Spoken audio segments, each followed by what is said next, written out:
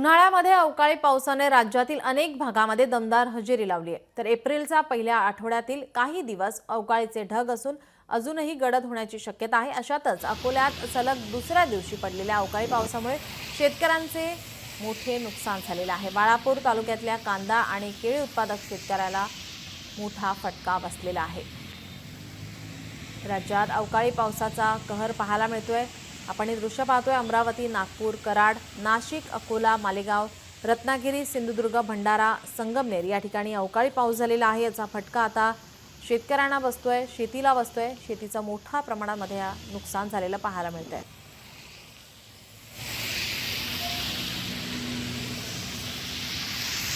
हवामान विभागाच्या अंदाजानुसार आता राज्यात काही ठिकाणी अवकाळी पाऊस होतोय। अवकाळी पावसाचा कहर पाहायला मिळतोय।